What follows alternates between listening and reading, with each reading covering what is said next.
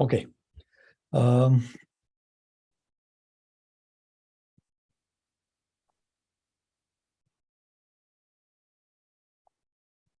Finally, welcome, Peter. Thanks for joining us today. Thanks for having me. We've had a lot of technical challenges, but finally we are able to make things work. So we had a long conversation for my podcast in 2015 or so, right? So it's been a long time since then. So what have you been up to between then and now?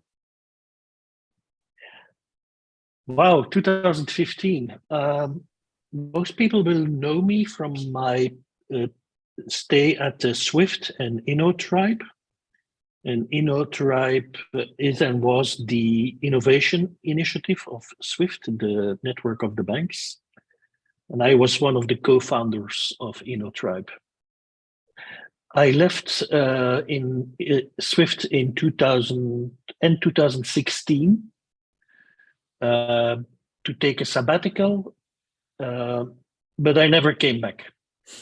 So I started as a freelancer.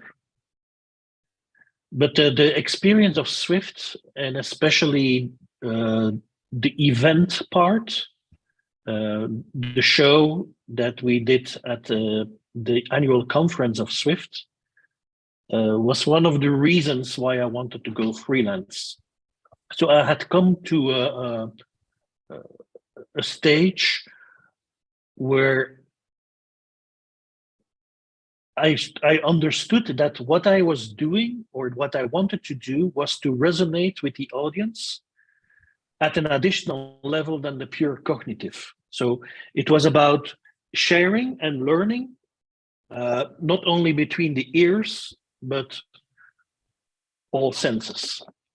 And so that's why I thought it was useful to start using artists in the mix.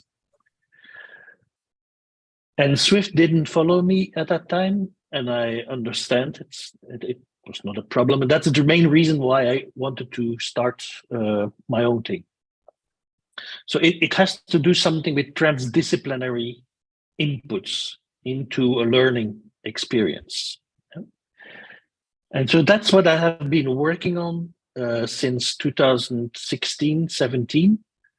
I was privileged to be invited to a number of very interesting projects as a subcontractor, where I learned a lot, and all that is these days consolidating in a project that is called the Scaffold. Yeah.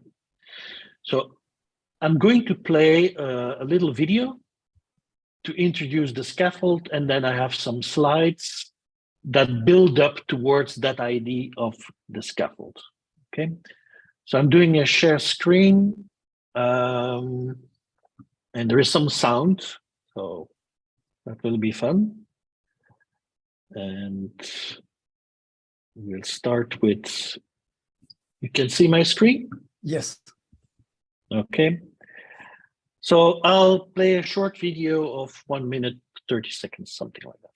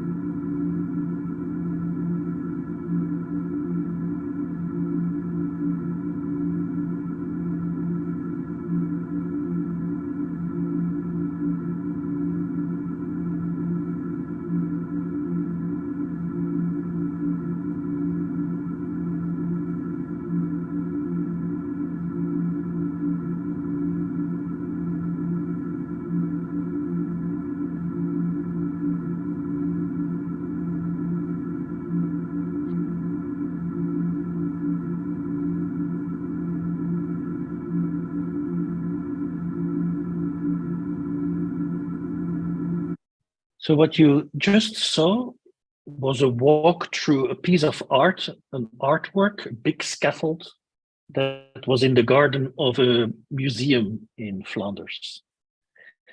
And so here are some of the reference projects that have been leading to this idea of the scaffold. So on the top right corner, there was a client asking me to, in the COVID period where there were no in-person conferences, to create a 45-minute video something that should be something exceptional as part of a traditional Zoom conference setting. So we built that with a couple of friends, a very artistic, a bit alienating. It was also called Pirate TV. Like the camera was shaking, and it was done on purpose because I prefer things that are not 100% perfect, because if they're too perfect, they're not accessible anymore for the audience. Non-conformist, right? So that, yeah. And so the video was a very first attempt to use other media to together with artists to bring content in a novel way. On the right upper corner, you see my last production that I did for Swift, where we had the opportunity to build this egg-shaped space that was 360 degrees surrounded by high-definition LED screens. So it was, again, all about highly facilitated, highly participatory gatherings of people to learn something. And then on the bottom left corner, I got the opportunity through NextWorks to design an executive thinking expedition for the top leadership of Walmart, US and international, around the topic of ambiguity.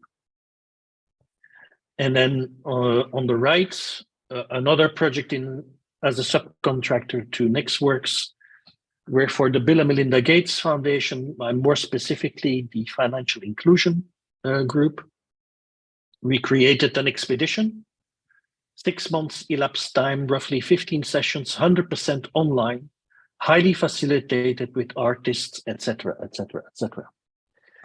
And we brought in, especially on the last one, we brought in a group of people that I today would describe as a non-conformist tribe, a mix of people from art, from philosophy, from anthropology, from technology, from entrepreneurship, etc., to think, to co-think, to co-create around a project of the client. And that we did during 6 months. I'm a big fan of the Cobra art movement, which was an art movement in the 50s, 1950s, with painters like Karel Appel and others. But there was one guy, a co-founder of the Cobra movement. His name was Constant Nieuwenhuis. And he created a city, an imaginary city, where people would live along the principles of play. Yeah?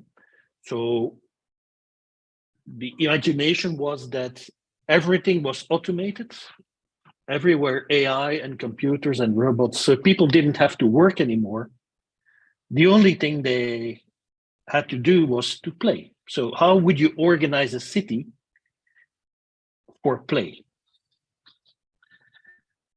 I think that's a quite profound way of thinking about how to be in life, how to be in work.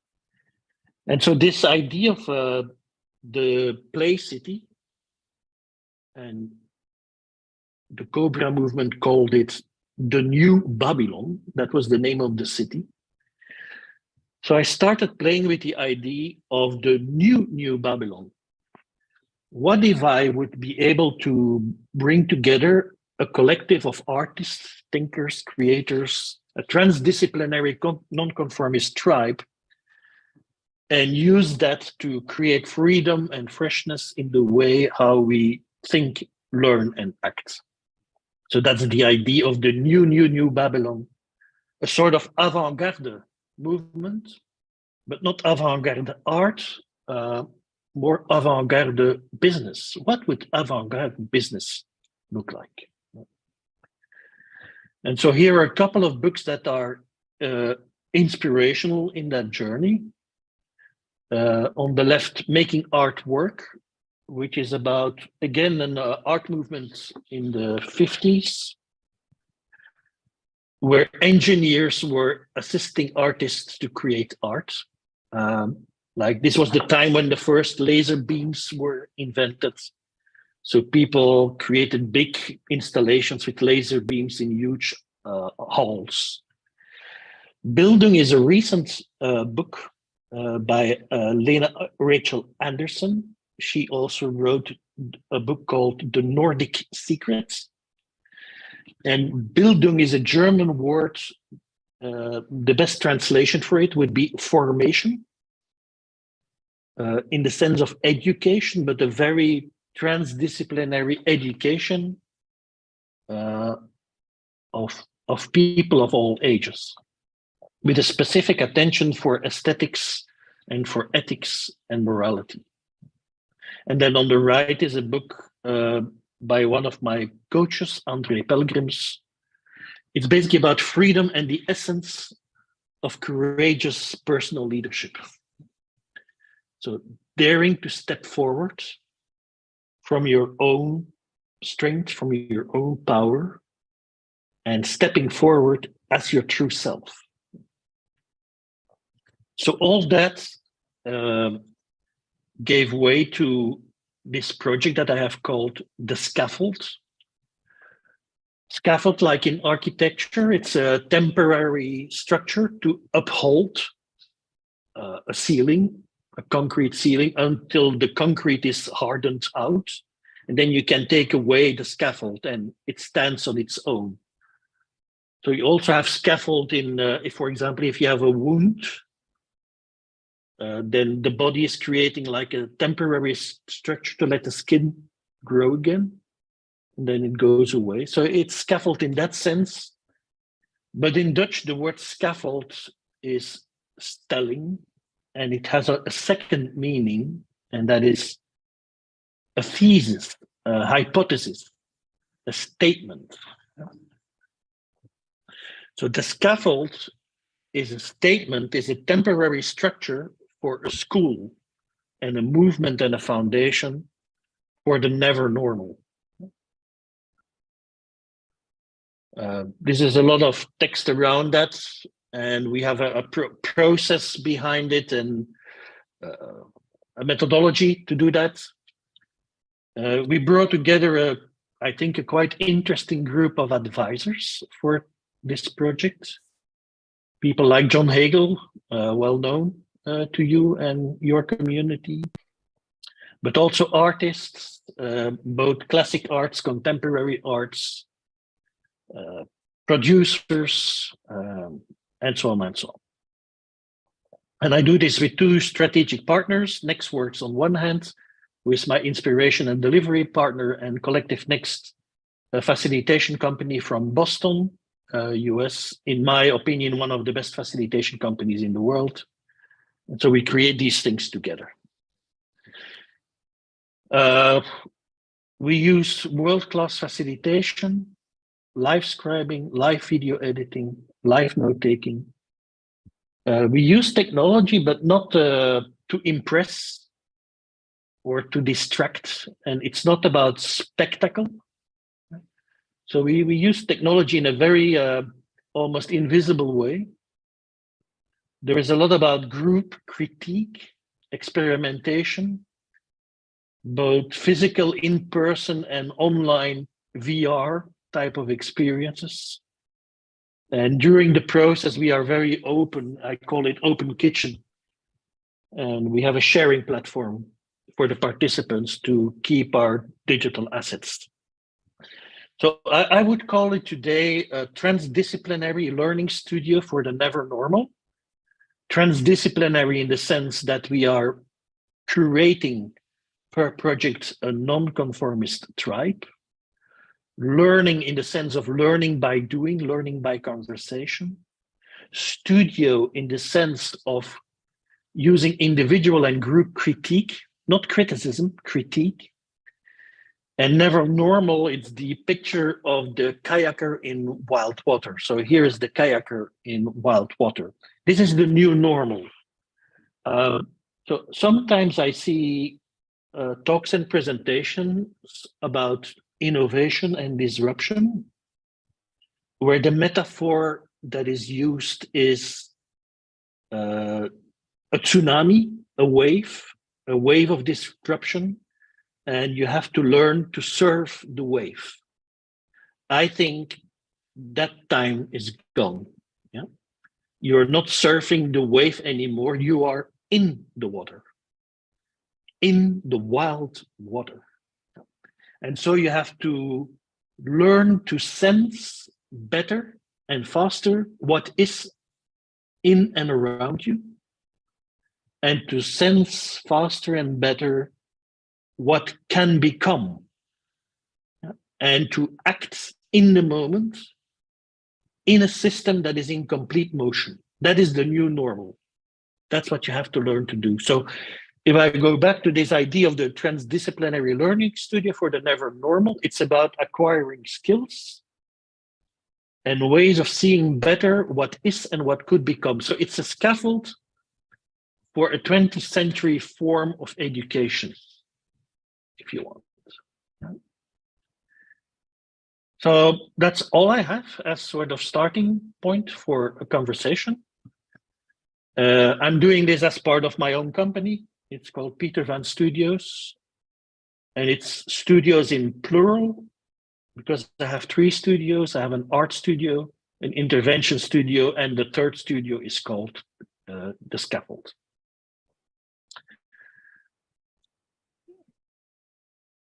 Interesting work there. I think 2 questions to start with, right? One is the simple fact that you call your work as transdisciplinary. Many people talk about multidisciplinary learning. So what is the difference between multidisciplinary and transdisciplinary?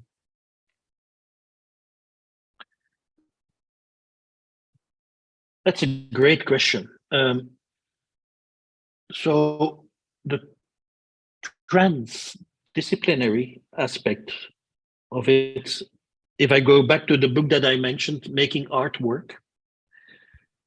So before, when people were describing the art that was created in that period, all the books and all the reviews, they were about the art, about the output. And almost as a by the way, that this was built with new technologies. So the interesting take of the book Making Art Work was that it was written from the perspective of the engineers, not from the artists. And so in the beginning of that collaboration between artists and engineers, the approach was that the artist said, I would like to create a new city, for example. Yeah? And they asked the engineers, and build me the technology to build that city. And they always got stuck. And then they flipped it. And that's what I call trends. That's the transdisciplinary part of it. Basically, the artist said to the engineer, what do you have? This is a really great question. Huh? What do you have? And the engineer said, well, I have laser beams and I have sound machines and I have all these things. Wow, said the artist. I can do that with what you have. So it was not built for my imagination. It is show me what you have and then I will build upon it. And so the transdisciplinary aspect is also in the fact that in our Western culture, we are used to think about the future in like a target. The future is out there. You try to imagine how that future will look like. You create a plan to get there, and then you execute the plan. Yeah. So if you would show this approach to indigenous wisdom people, then they would say, what's wrong with you guys? So you start with where you want to be, and then you work backwards from where you are, and then you close the gap. Why don't you start right away where you want to be, or why don't you start where you are, what you have? And then do a step and see what happens, and do another step and see what happens, and do another step and see what happens. Because in today's new normal, there is no way of planning anymore. So the other metaphor is before you had a plan, and then you put a lot of power and money behind it, and then you go full speed with your speedboat and you go to your destination. Later on, you realize that you're not alone on the water. There are other boats. So you had this metaphor of the sailboat, that you say, okay, I'm here in Singapore and I want to sail to wherever, to New York. Yeah. And you set out a course, a direction, and then you tack to the winds. So you adapt to the circumstances. Yeah. But again, today in the new normal, that doesn't work anymore. You are in the water like the kayaker in the wild water, and you need transdisciplinary, continuous feedback loops between the disciplines. Yeah. So it's not enough just to put a couple of people together and they each from their perspective give their perspective. No, it's together in trans mode, creating new perspectives on a particular topic. Interesting. You also call never normal. So what do you mean by never normal? I mean, is it to be cross-used with new normal, or is there something else going on with never normal? Yeah, it's a term that was coined by my good friend Peter Hinson, who is the co-founder of Nextworks. When many people were talking about the new normal and the new normal, and it will never be the new normal again, etc., etc., he coined the term never normal. You're never going to go back to something that you thought to be normal a couple of years ago, and it's ever changing. So it's like the kayaker in the wild water. Mm. It's never normal. The water is never normal. Interesting. So another question that comes to mind. So you spoke about the projects that you did with, let's say, Walmart, or for that matter, Bill and Melinda Gates Foundation. So maybe what would be interesting for the audience to also know and understand is, let's assume that someone wants to explore the work that you do. What is the criteria that they need to think of to decide whether it is your approach is the right approach for what they are trying to do? Is there something like that? If I want to, let's say, for example, if I just want to do innovation around a particular product, or do I need to be looking at a transformational approach?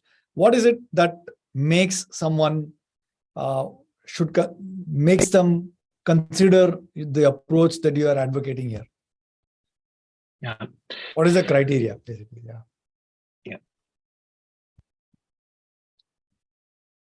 The clients that we have mentioned so far, they are basically dealing with a wicked problem.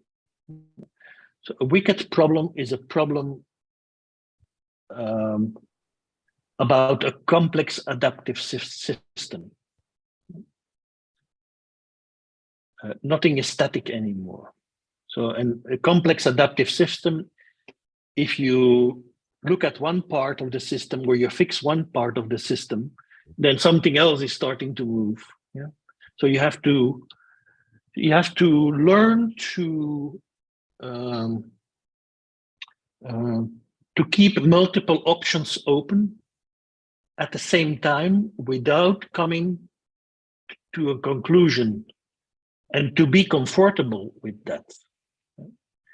So the criteria would be is that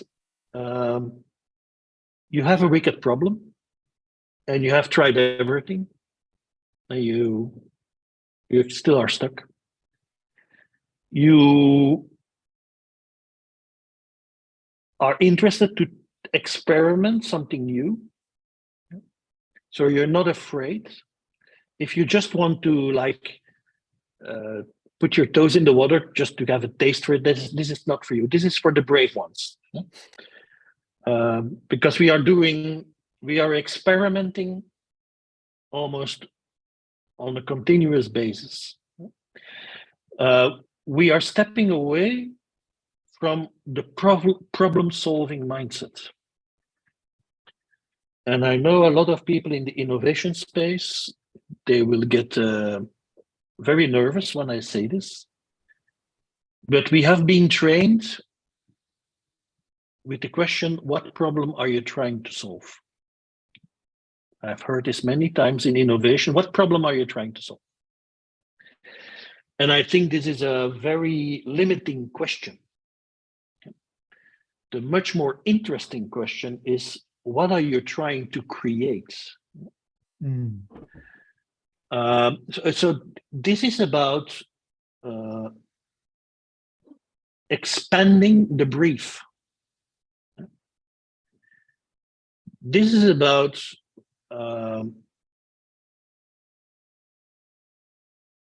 expanding the brief in the sense of, let us look at our project or our problem or our whatever from angles, different angles that have no idea what we are talking about. Like you have a technology project about AI. Well, let's put a musician in the mix. Or let's put a philosopher in the mix. Or let's put a bioengineer in the mix. And let's learn not by teaching, but by conversation and by doing. So, I mean, still today, after COVID, you see we are all coming back to the conference circuit. So I see a lot of videos and screenshots from conferences, and it's back to the new normal. Yeah. So you have a speaker on a stage delivering a talk to a passive audience, and you have lots of panels where 4 people are sitting on a stage in front of 10,000 people, having a fireside chat led by a very bad moderator. That's what you get today. So if you are fed up with that sort of approach, then what I'm trying to do is, I hope, something better. It's a highly facilitated, highly participatory way of learning through conversation, not somebody telling you what to do, but getting different inputs and keeping multiple options open at the same time and feeling comfortable about it. Yeah.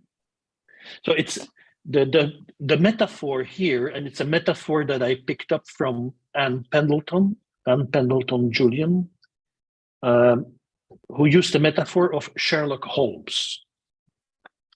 So Sherlock Holmes, the assistant of Sherlock Holmes at a certain moment asks to Sherlock, says, Sherlock, do you already know who the murderer is?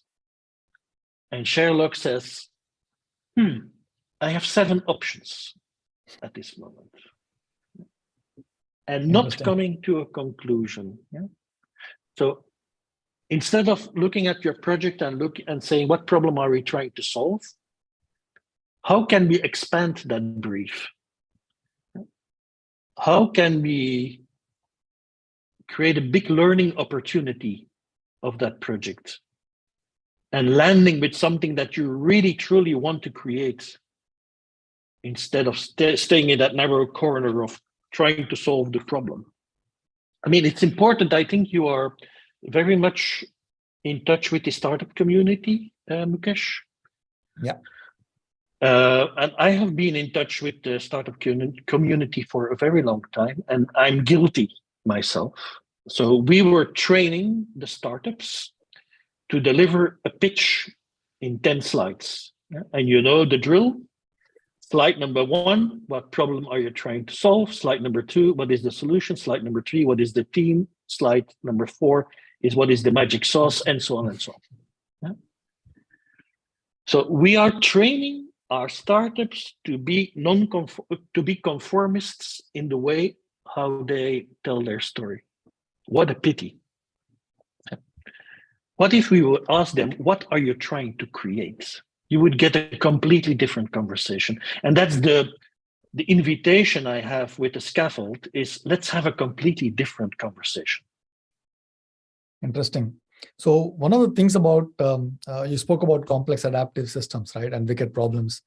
So one of the things that I strongly believe in is that the world that we are living in right now, every intervention we have in a system leads to an unintended consequence. So you plan for something, of course, hopefully, if you've done everything right, you get that consequence that you were aiming for. But at the same time, there is an unintended consequence somewhere else within the system.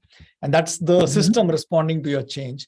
And unless you go looking and unless you're open to look at or look for that unintended consequence and try and make sure that, sometimes it's good. It's even better than what you expected for. Sometimes it's not. Sometimes it's bad and worse for you. But that entire interplay between you intervening into the system and the system responding and you responding back to the system, this interplay between the system and the intervention is super critical. And a lot of times what I see leaders struggle with is that they do not go looking for that unintended consequence of the intervention that they are doing. And if you do not go take care of that consequence, if it is good, amplify it. If it is not good, contain it, and then go look for that's the consequence of that action. What happens is we kind of let loose the system in a way that can significantly affect the overall effectiveness of the system itself. And you mentioned Pendleton-Jullian, right? So I think she's one of those people that I really enjoy following. The ability of her to think deeply about imagination, to think deeply about learning spaces. She's an architect by profession, is really, really good. I think for people listening in, you should actually read one of her books. I think the larger collection is called Design Unbound, if I'm not wrong. It's a collection. Right. She's also divided that book into 6 parts and 6 different books. I think one of the books that I personally found really valuable is called, if I'm not wrong, Pragmatic Imagination. And she talks about the fact that, imagination itself is like a spectrum, and where you are in the spectrum defines how, I think, the application of the imagination itself. A very, very interesting take on imagination and how you can actually leverage the power of imagination to kind of drive innovation in your organization as well. So that's something that I wanted to kind of share based on what you just spoke about. Now, when I think of a scaffold, right? So what comes to my mind is the scaffold that architects and civil engineers put up before they actually start building construction site, right? And what the role of the scaffold then in that particular context is to provide the support until the building can stand on its own, right? So is that also a metaphor that you're trying to talk about, that you are providing that space, the projects and the studios that you run is all about the space that you create, which supports an organization until it is able to do what you are providing as a service on its own in their own organization. Is my understanding correct, relevant? Yeah, it's 100% correct. It's a temporary support and space to think in a different way about your project. Not only think, but also act. So John Hagel calls it, and that's why John Hagel has accepted to be part of this. John Hagel called this, it's the creation of impact groups. So it's a temporary support space to build and create an impact group that can continue the work after the temporary space. And that's why also I think it's so important in this mix of disciplines, it's to have somebody who is real expert in group dynamics, but real expert in group dynamics, way beyond the traditional thinking of storming, forming, norming, etc. But what are the mechanisms that exist in groups, and how can we recognize those mechanisms that are obstacles for true freedom of real relationships, real contacts, real participation between participants?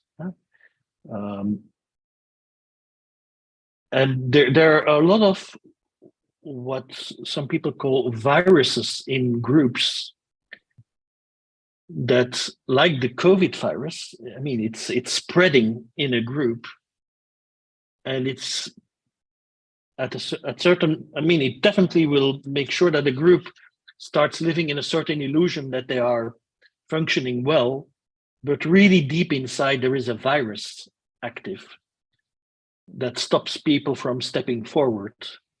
And so the scaffold is, from a group perspective, is also a safe space where over time we create enough safety for people to feel free.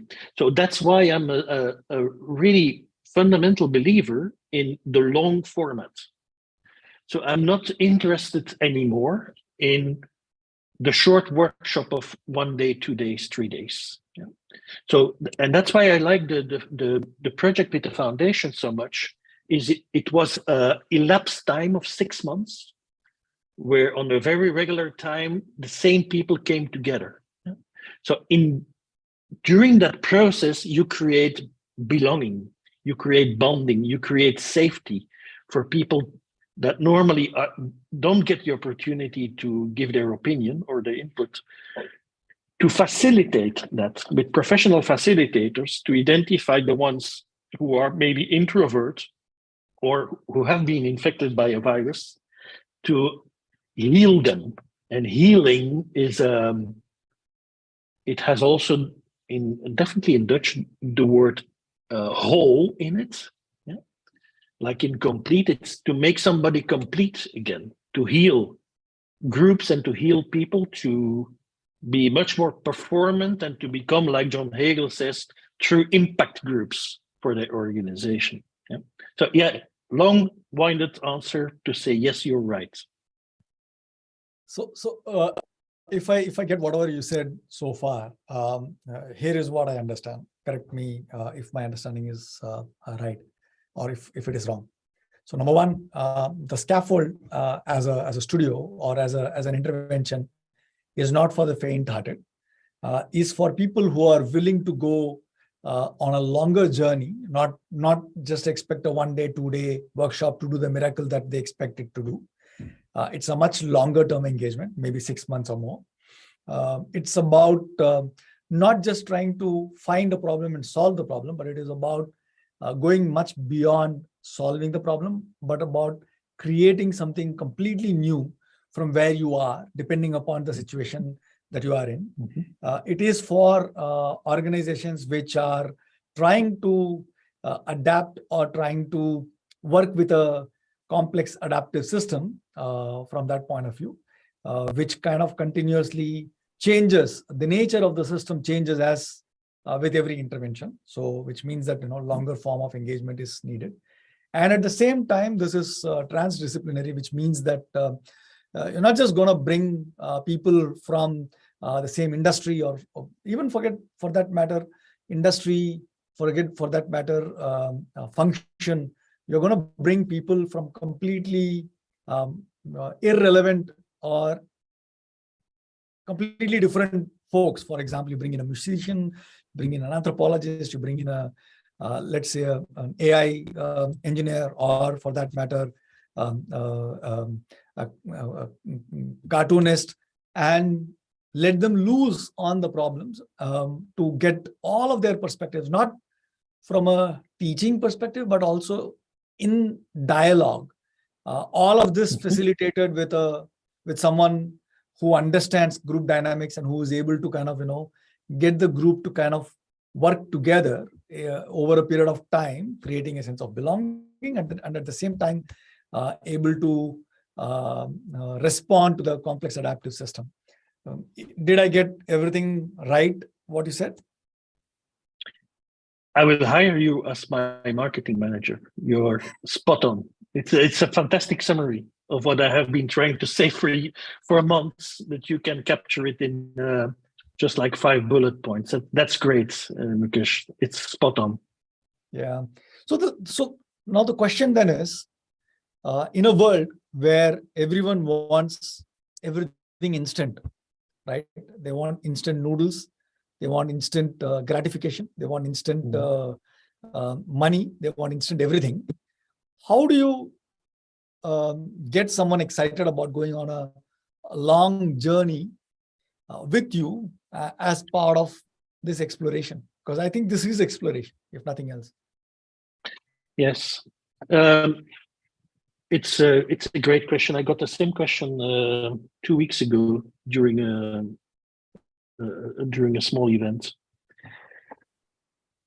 I don't think that I can convince somebody to do this. Yeah? So in all the projects where this worked, it all started with the sponsor of the organization who strongly believed that she or he had to do something different, that the current ways of exploring, learning, dealing with the project didn't work anymore. I mean, we are in a never normal period, and we need never normal practices to go with our projects. So it's every time a sponsor that has the authority in the organization to really push forward the idea of doing this.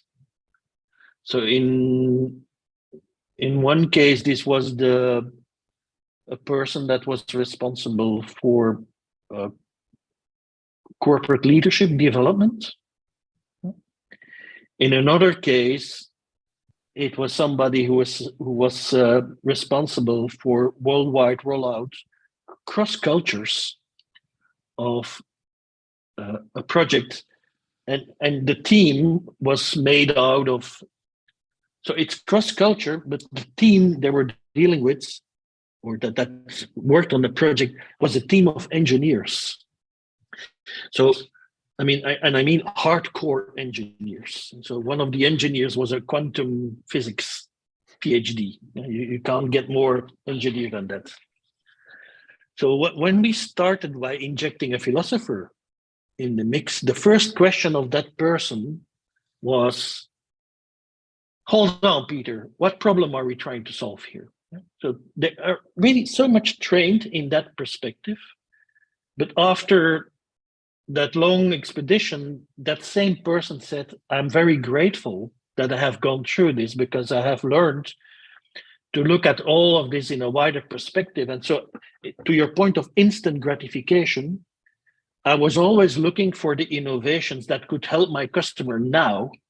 Yeah. But by expanding the brief and by putting it in a broader perspective, I have learned to think about the innovations that may be useful in 5 years' time. So, and you may be familiar with the work of Simon Wardley, who has created Wardley maps. No, I'm not. We'll do a separate conversation on that, but what Simon Wardley has a methodology to map different, and for the sake of this conversation, different technologies on two dimensions, on value and on maturity cycles, from basic ID to commodity. Yeah. But the point is that many technologies together, they create a solution, and the different elements of that technology, they move along that timeline at different speeds. Yeah. And so the point is to have situational awareness of where your technologies are and where they're going to be, and to spot the future adjacencies. Yeah. So the future adjacencies, if you are a commercial company, that's probably where you want to invest now to be ready for tomorrow. On the contrary, if you are more of an institution and your role, like the foundation, is more to enable many partners in an ecosystem, then you probably are interested in offering a commodity service so that as many as possible other parties can build upon it.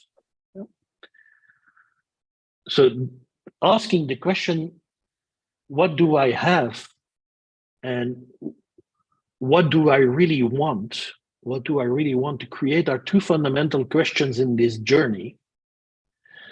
And in between, we can look at why you want to be there and how you want to be there and how people talk to each other. So we are getting in the space of world building. We are not looking at an isolated problem, but the problem is part of a system, and the system is part of another system. And so if we start using the imagination that you just mentioned, that's so nicely explained by Anne Pendleton-Jullian in Pragmatic Imagination, then it's imagining what that world would be, imagining what people would, how they would dress, how they would speak, how they would pay, how they would eat, how they would walk, how they would transport, and see your future solution in that broader perspective. Interesting. And I also strongly believe the fact that at a very operational level, at a very tactical level in a lot of organization, you need to think about the problem that is right in front of you and think about and do what is relevant now.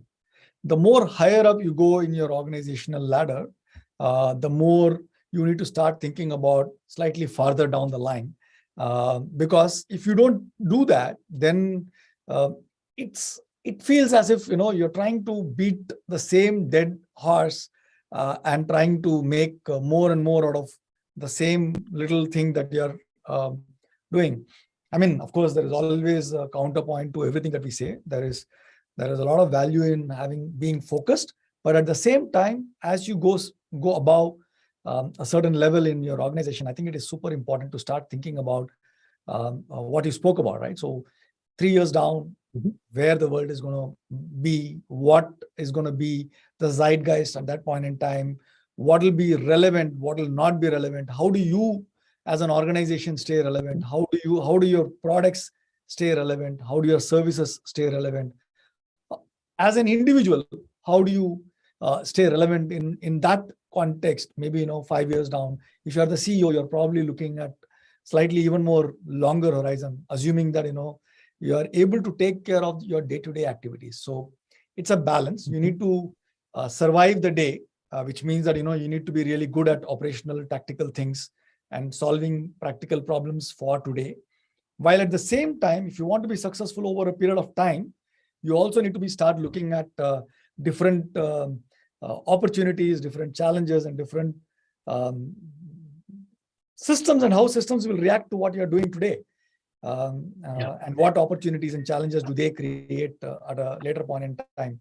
And that ability to balance today and future is what differentiates great leaders from good leaders, in my opinion. The ability to have that complexity of thought, the ability to kind of have these multiple thinking going at the same time inside of you without actually concluding on any of that, is a superhuman skill, if you ask me. And if you are able to develop that, and you can develop that, you can train yourself to kind of operate that way.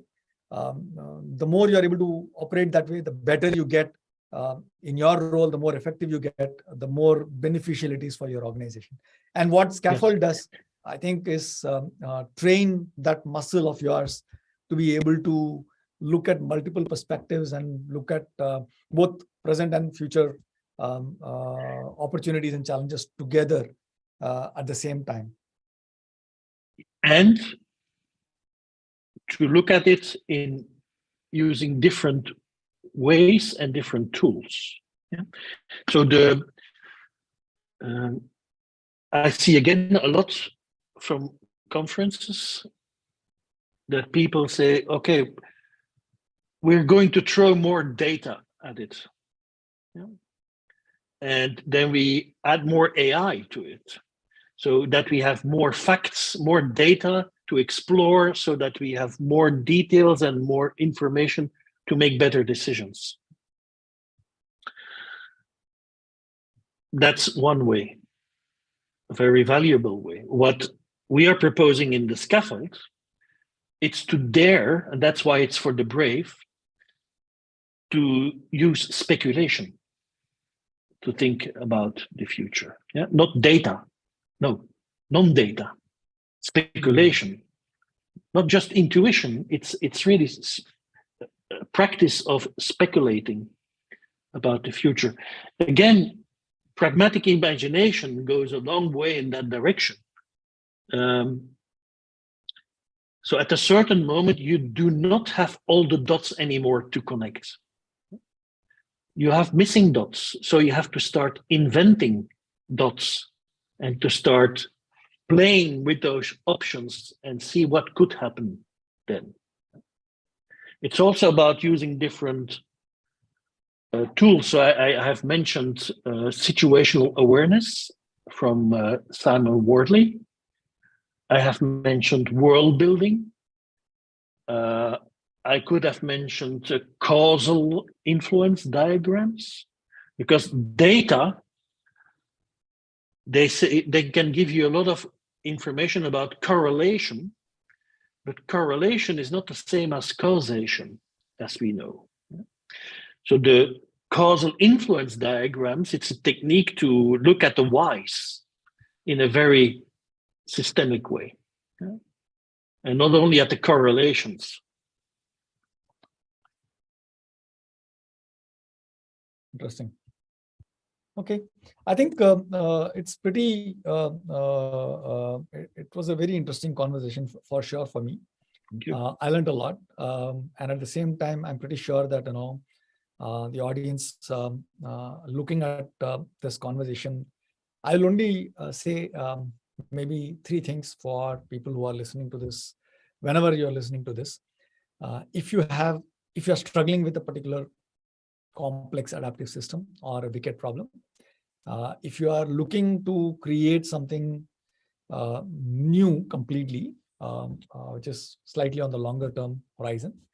If you're open to exploring, if you're open to going on a trans-disciplinary adventure exploration in terms of how the world is going to be at a point in time and how you are going to adapt to that world, you should definitely reach out and connect with Peter.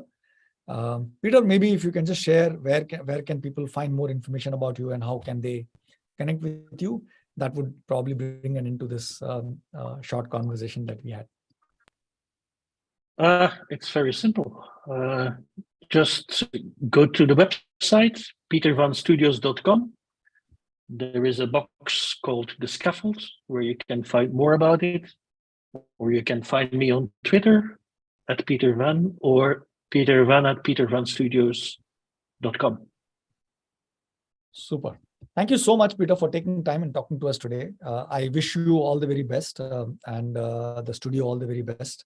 And I really hope that we are able to work on something together sometime soon. Yeah, I hope so as well. Thanks for having me, Mukesh. Have a great day.